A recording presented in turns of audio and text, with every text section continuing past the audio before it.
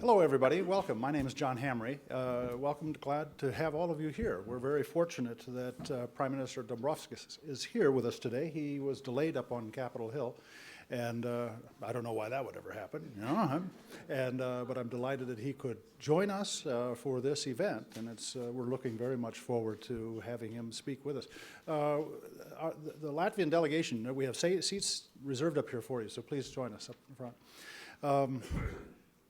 I've always marveled at when a country gets in trouble, it somehow manages to bring forth its very best sons to help through the problem. And of course, that's the case here. This is an unusually talented man who had a sparkling and bright career in the technical sciences, in physics, and then PhD from Maryland here in town in engineering, but at the same time was able to get a master's degree in customs policy and tax policy, and all of a sudden coming forth at a time, founded a political party, and coming forth at a time now when Latvia needs almost precisely this combination of skill and talent, because this is a challenging day. But we have an unusually gifted man who's in charge, and so we're looking forward to his presentation. Our time is a little bit compressed. We're first going to hear the Prime Minister, and then Heather is going to help field questions. Heather, do you want to make any further introductory remarks? And let me turn it to you, and thank you, Prime Minister, for being with us. Thank you. Thank you so much, Dr. Hamre. Knowing how honored we are that the Prime Minister is with us, and this is an important moment as Europe tackles a daunting crisis, and Latvia is certainly at the forefront of meeting that challenge. And Mr. Prime Minister, we're just grateful that you could be with us and our partner and ally in so many of the great endeavors of the day. And so with that, Mr. Prime Minister, you can either choose to remain seated or you may use the podium. We'll welcome your remarks, and then we'll invite you all to join the conversation. Mr. Prime Minister, thank you.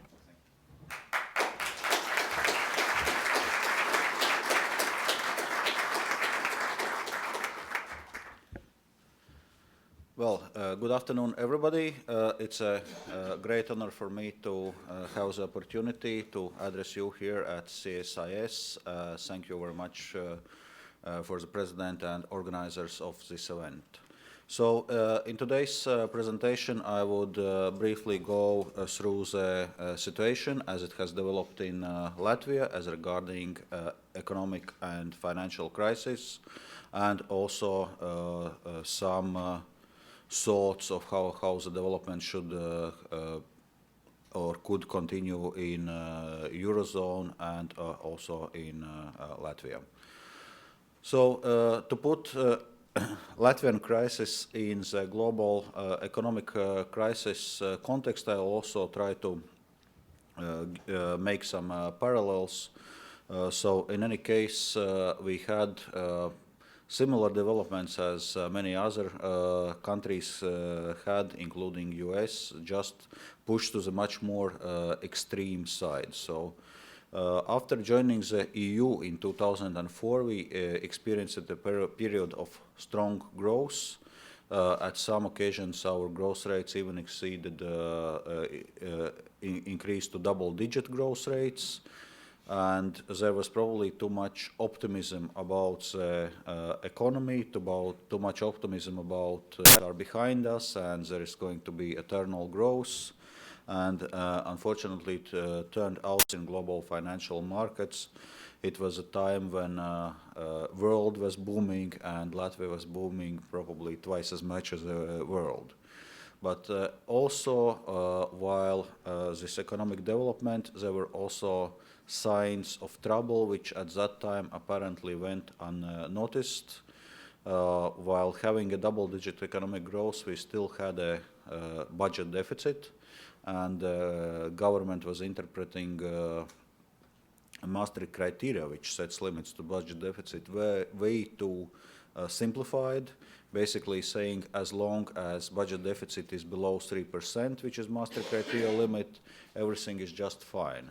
Of course, that's not true. What Maastricht criteria really says is that budget should be balanced during the economic cycle, and then in times of stagnation or recession, it should not exceed 3% of GDP. Whereas our approach at that time was like, okay, we have 10% growth and our budget deficit is still below 3% of GDP, what do you want?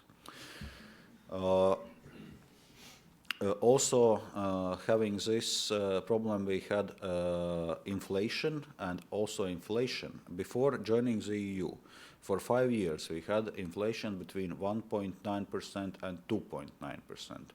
And then, after joining the EU, inflation at a certain stage reached again a double-digit figure. So it was some 10, 11, 12% inflation.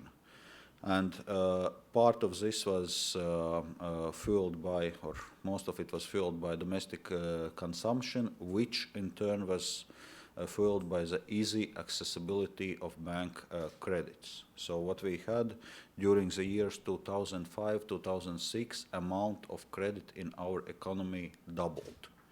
So those were huge credit increase, and that's where we were part of the booming global financial markets. There was easy credit, our currency was pegged to euro, and we were basically importing EU monetary policy, meaning low interest rates. 85% of our loans were in euros, which people then could exchange to lots at a fixed exchange rate, and enjoy this cheap credits.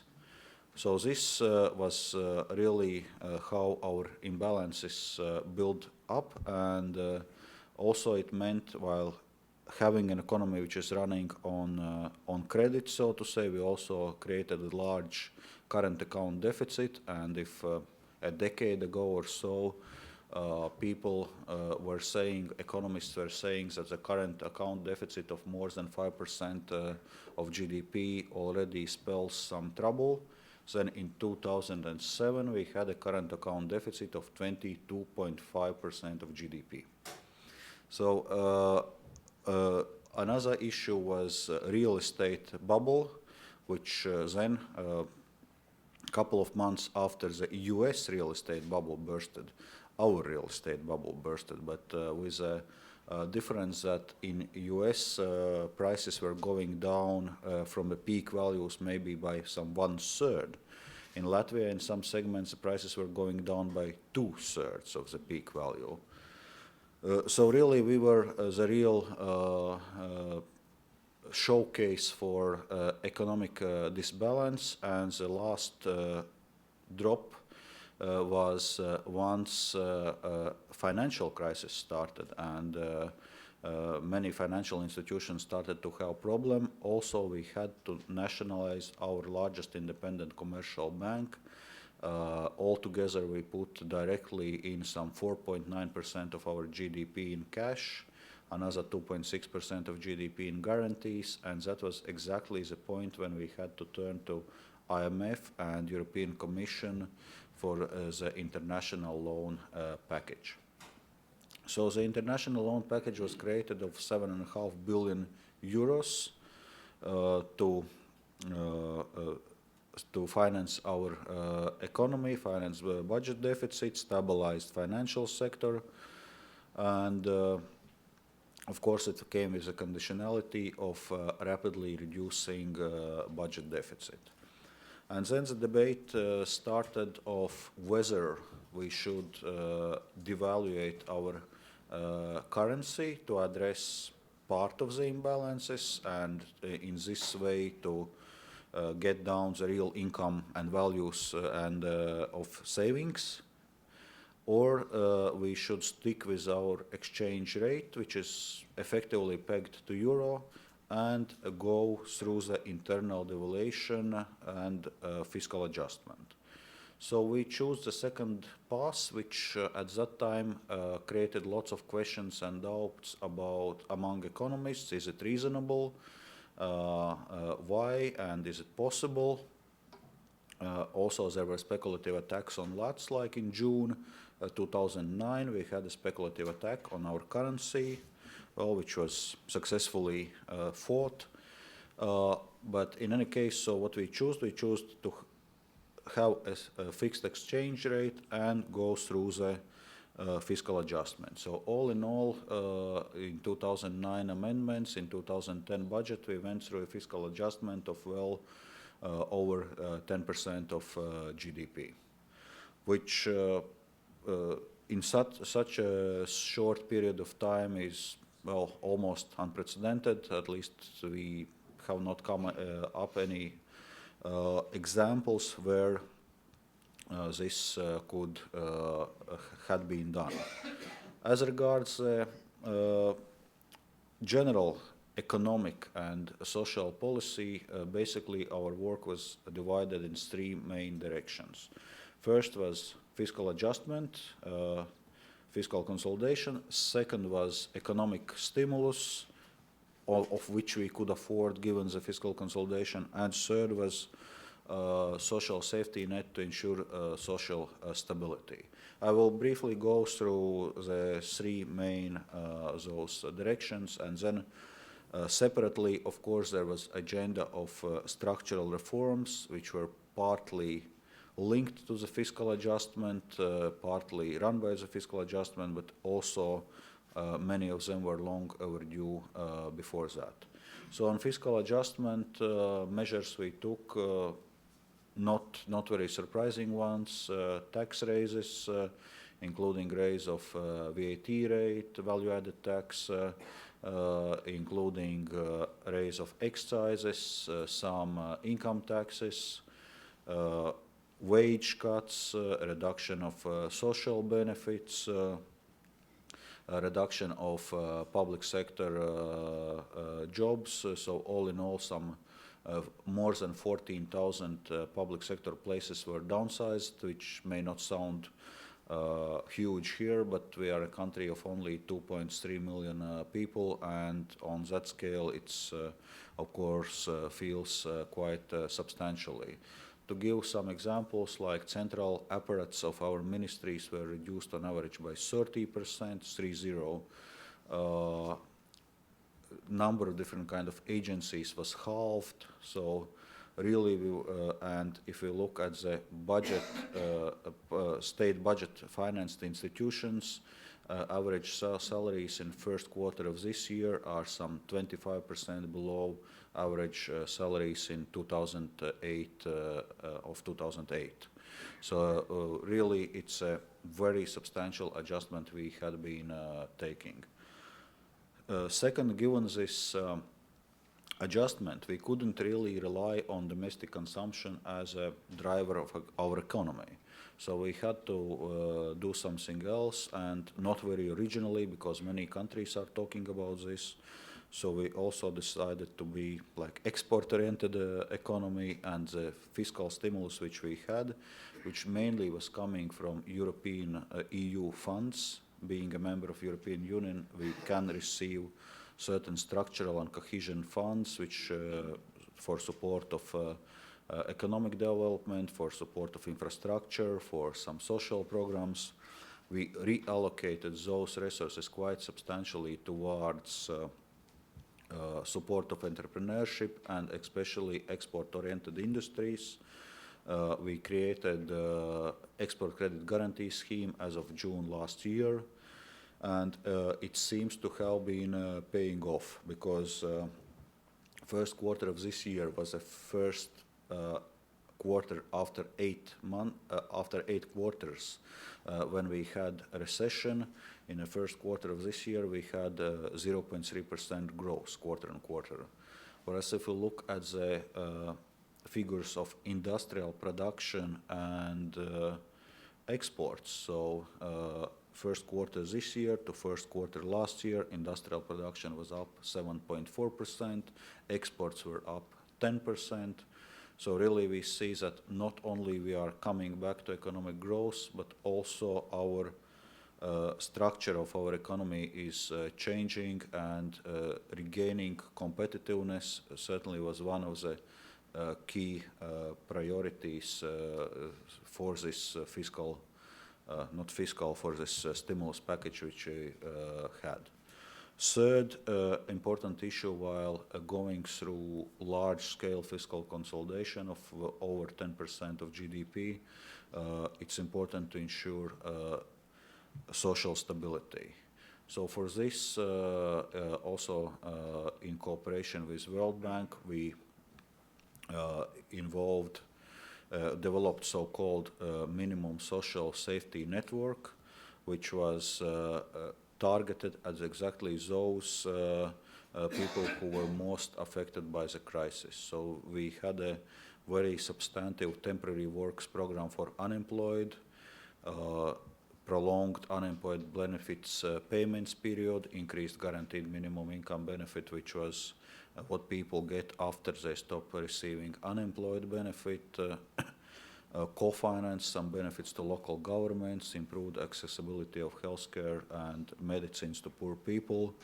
And really, I think this was one of the factors which helped to ensure social stability. So while facing tax raises and wage cuts and so, people still could see that state is taking care of those most in need during this crisis.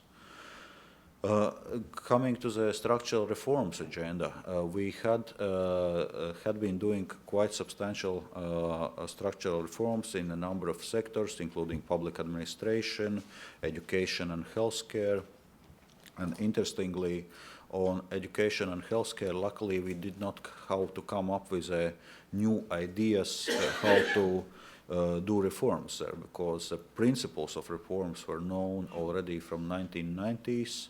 There had been World Bank papers with detailed proposals on structural reforms in education, introduction of principal money follows pupil, optimization of schools network.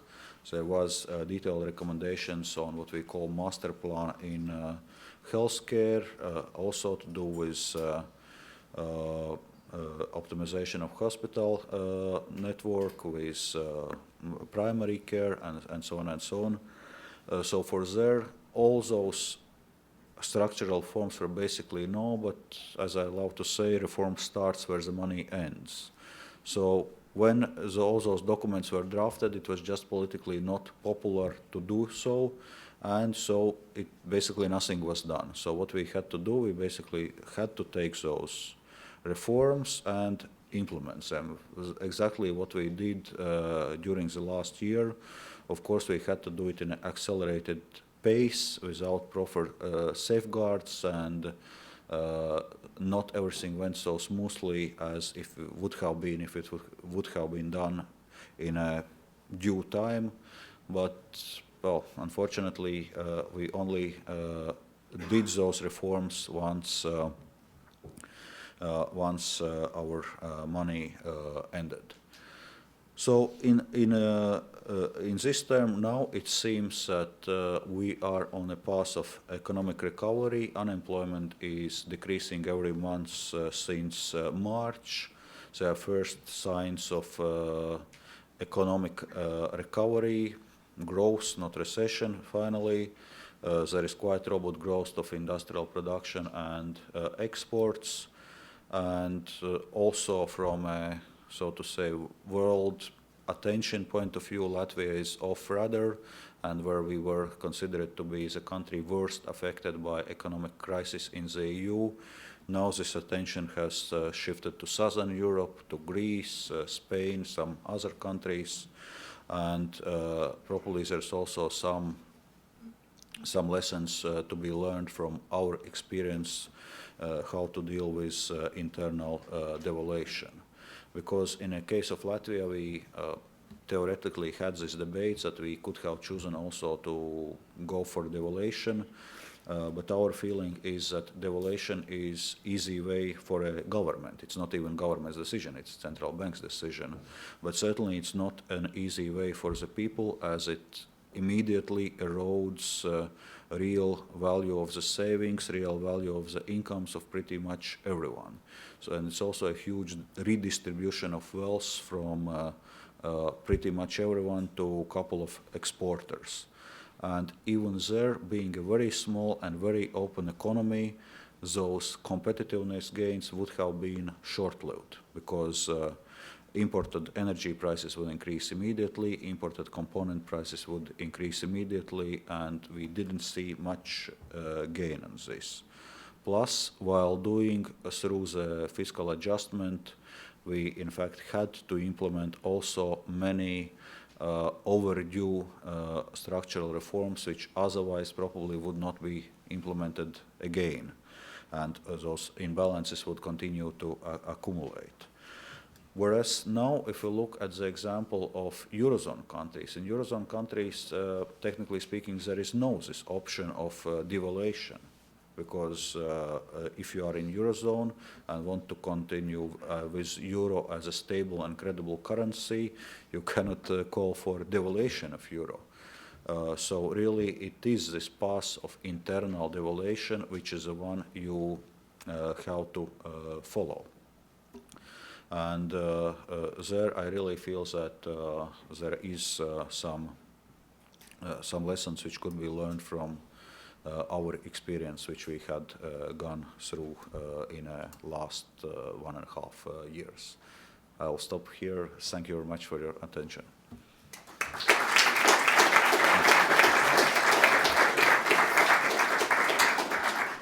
Mr. Prime Minister, thank you very, very much for those very insightful comments. I have to say I really enjoyed the quote, "Reform starts where the money ends," and I think that's certainly a keeper. And we're very grateful for the articulation of really the measures and the scale and the scope of the measures that Latvia has had to take to weather the economic crisis.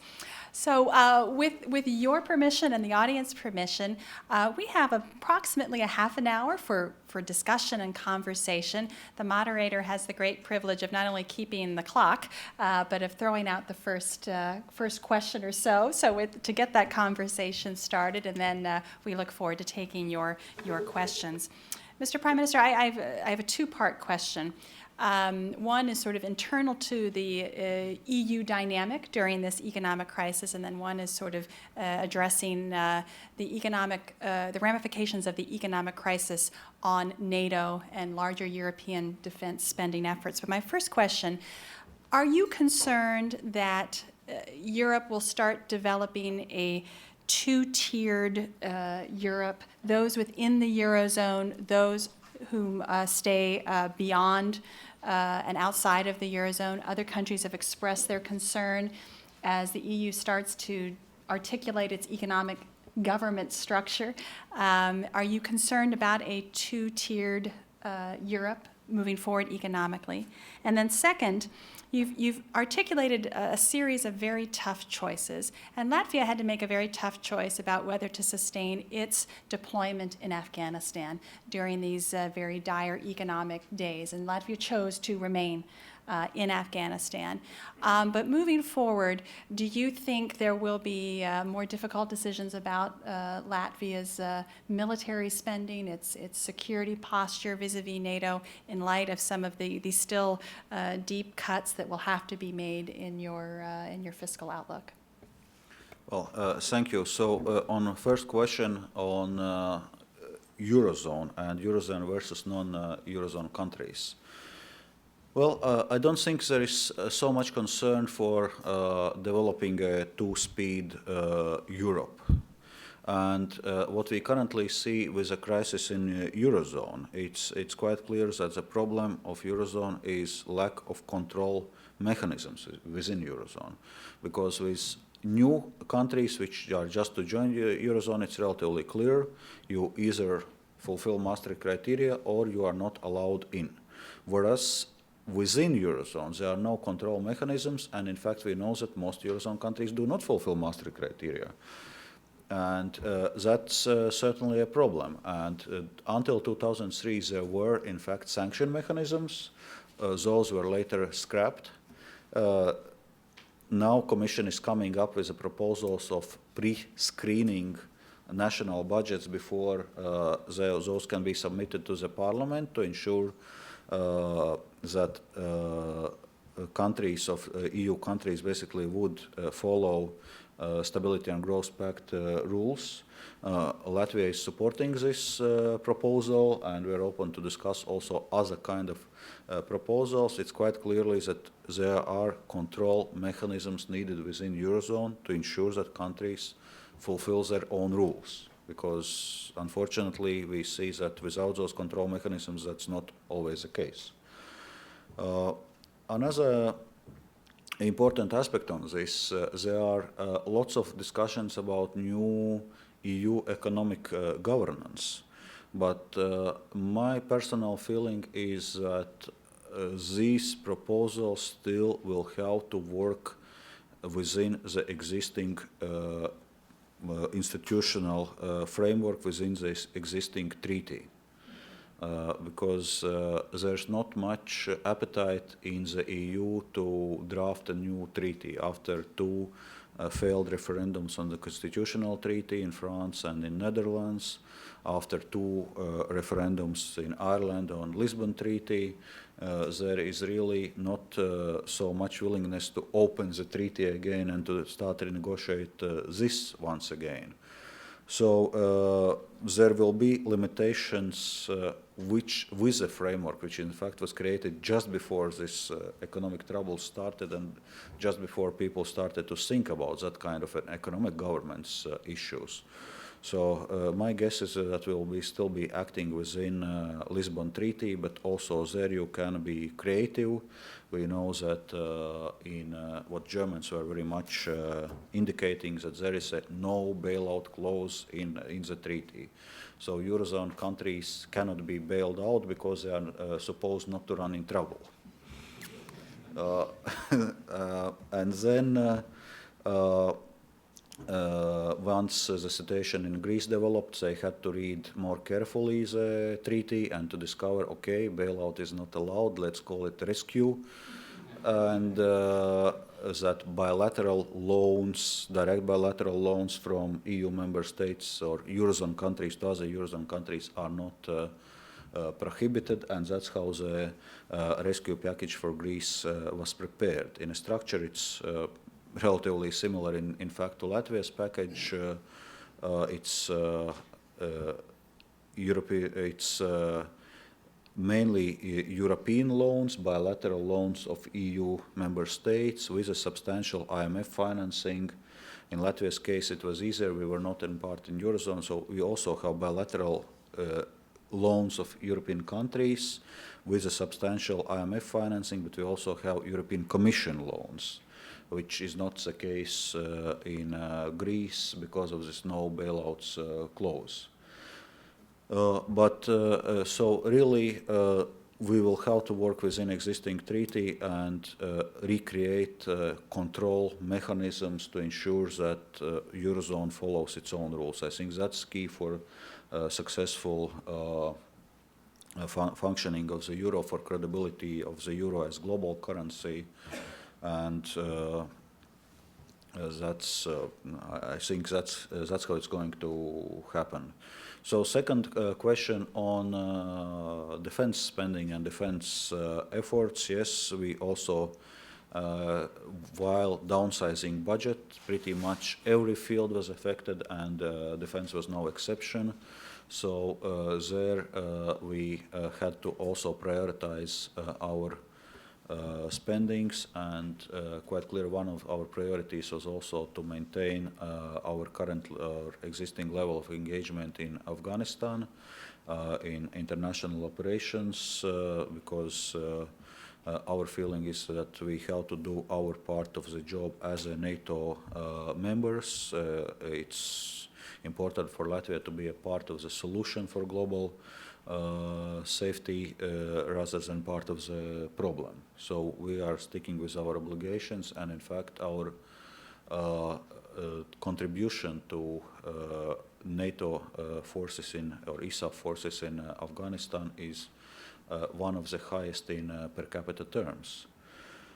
So we are maintaining this level of engagement, and in fact during the crisis we also assumed lead nation status for so-called Northern Distribution Network, which is transferring US and NATO goods to Afghanistan via northern route through Latvia, Russia, Kazakhstan and Uzbekistan to Afghanistan as an alternative and supplement to the southern route via Pakistan. All in general, it's quite clear once countries will have to go through fiscal adjustment in EU, quite clear it's going also to affect defense spending. There's basically no way around it, so then it's a question of prioritizing the choices and looking that it would not affect defense capacity in a medium and long term. That's how we also see the developments in Latvia, and in fact this also allowed us to implement a successful command reform while really streamlining and downsizing the command, while at the same time keeping troops at the ground level. Thank you, Mr. Prime Minister. I'll just open the floor now to question. If you could raise your hand. We have colleagues with microphones, and wait for the microphone to come. And if you could please give us your name and your affiliation before you pose the question to the Prime Minister. Sir, right there. Thank you for a brilliant presentation. My name is Alex Grigoriev. I'm working for Voice of America Russian Service. What are you thinking about the future of euro as a global currency? You mentioned about that, but what are you thinking about? Thank you. I think there is still future in Europe as a global currency and as a reserve currency, but it's quite clear that now in a year or two, Eurozone will be going through the crisis. Countries will have to do fiscal adjustment. It may affect also the economic growth rate in Europe, but there is no way around it. And I don't think that any of those hastily conclusions which are sometimes being drawn that Eurozone would disintegrate or countries would start to throw some countries out of the Eurozone. I don't think anything of this will happen. It is going to be a year or two of quite substantial trouble to go through this crisis. But I think Eurozone will stay, Euro will stay. As a project, I think it's one of the most successful projects in the EU, internal market, common currency, and it has brought lots of benefits to the European economy.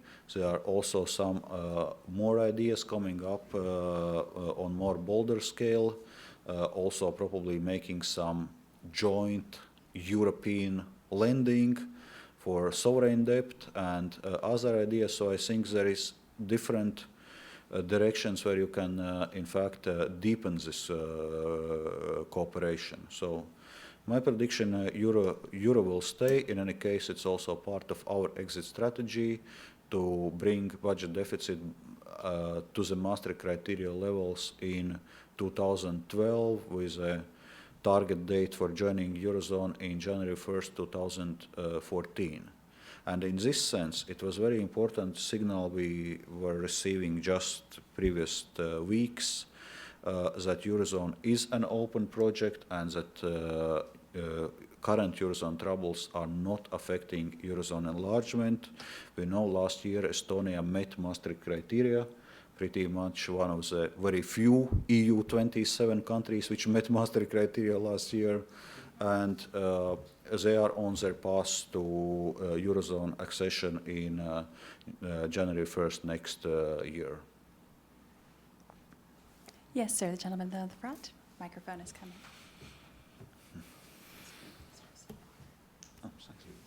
My name is Walter Statler, National Defense University Foundation. My background is career diplomacy. And by the way, I was the U.S. member of the IDAB, the International Defense Advisory Board for the three Baltic republics during late 1990s and earlier part of this decade. My question concerns foreign investment which, as we know, is really key to maintaining equilibrium in the economy because it brings not only money, but employment and technology as well. And my question is, what is Latvia doing to attract that foreign investment? First of all, again, one of the macroeconomic data I didn't mention during the introductory speech, also first quarter of this year was the one when we saw again increased flow of foreign direct investment in Latvia. First thing we had to do initially was to really stabilize the economy. That's a short-term question. Nobody is going to invest in a country which is deemed economically and financially unstable. So that was really the first thing. Once we did it, once this signal is going through the world, so to say, that really economy is more stable, there are growth potential, and so then investors also start to look at other matters, and this policy of internal devaluation also improved our competitiveness, improved our real effective exchange rate, and so we also see some increase in FDI. Then it also takes some practical work to be done. We work in several directions. The plan for improving the business environment, and then work on implementing this plan. This is a continuous effort. Now we also are setting some project lists and team ad hoc working groups basically to deal with the large incoming FDI projects.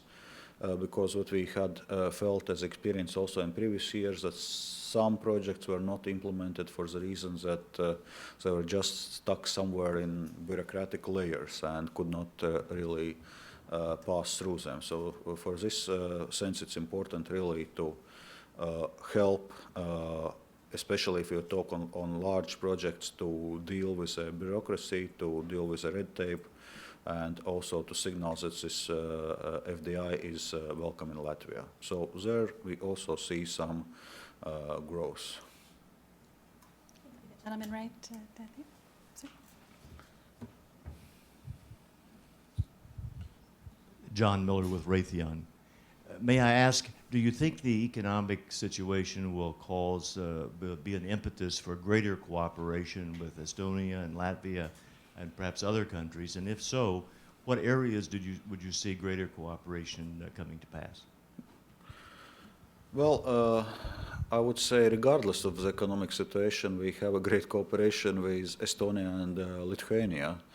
And it was also so during the crisis, we were coordinating to extend our tax policies. We are now working on some projects of even deeper economic integration than EU would require to really trying to create Baltic states as a single, possibly single market. And certainly we have cooperation on political issues, regular consultations, where I would say traditionally we have been very supportive to each other. So I would say on this political dimension, I wouldn't expect much major change due to this economic crisis. It's really more to do with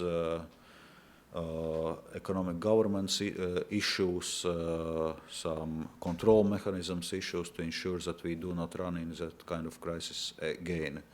Also some large political processes we can see, like reset policy between US and Russia, which also has so far, I'd say, positive implications for Latvian and Baltic states' relations with Russia, for EU-Russia relations, but I don't think it's so directly linked with the economic crisis. So those, I wouldn't make too much links there.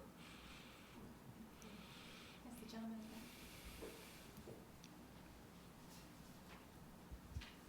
Hello, sir. Welcome. Domagoj Juricic from Embassy of Croatia. Just wanted to hear your view on the EU enlargement process, not only to Croatia, but also to other Western Balkan countries. Thank you.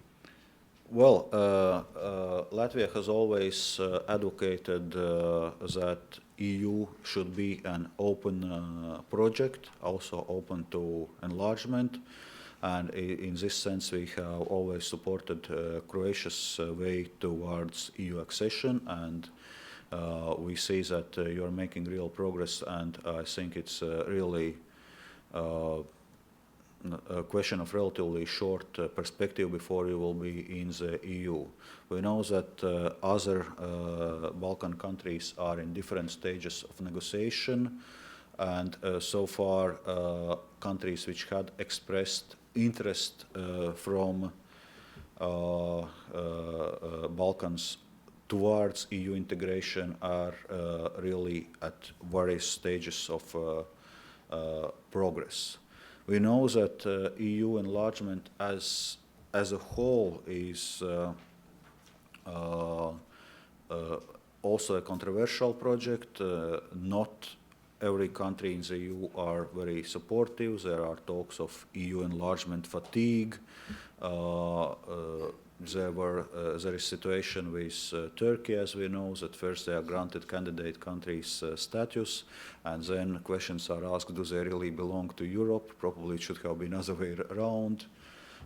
Briefly, there were some discussions of maybe Ukraine's way towards EU accession, but that was not even mentioned in EU enlargement strategy of, like, what was it, 2004 or 2005. So also it has its limitations and political limitations within EU. But as regards Balkans, I would say that's one of the regions where EU in general is positive, and there will be real progress, and Croatia will be in a matter of, I don't know, 1-2 years. Thank you. We have time for 2 more questions. I'm going to take the 2 that are right beside each other, sir, gentleman in the blue, and then you can just pass the microphone to the gentleman beside you. And Mr. Prime Minister, you can bundle those 2 questions, and then we'll finish up there. The gentleman with the blue shirt and the yellow tie, and then pass it down. Thank you. Bob McClellan, retired Department of Defense, more specifically, Latvian historian. It is my understanding that Latvia was experiencing a population drain. Has that stopped, and did the government taking any effort to stop it? Mm-hmm. Steven Stoltenberg, State Department, analyst covering Poland and the Balkans, Baltic states. The cuts that you've described in terms of social benefits and salaries seem amazing. That your population has been able to withstand that. You're entering a parliamentary election season, as I understand it, and I don't see any evidence that the economic reforms that you've introduced or the cuts that you've implemented have necessarily impacted you negatively in terms of your political prospects in the upcoming election. So my question is, how did you manage to implement this program and not bring about a huge social backlash against your government? I think that might be an interesting lesson for other governments to take note.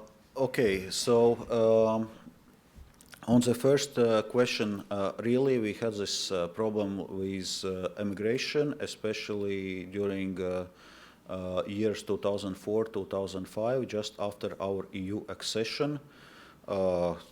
Wage levels in Latvia were much lower than old EU member states, and with a free movement of labor, and 3 countries initially opened up their labor markets. It was like UK, Ireland, and Sweden. In fact, many people left. Estimates vary. Some more typical estimates are around 50,000 people left Latvia to work in old EU member states.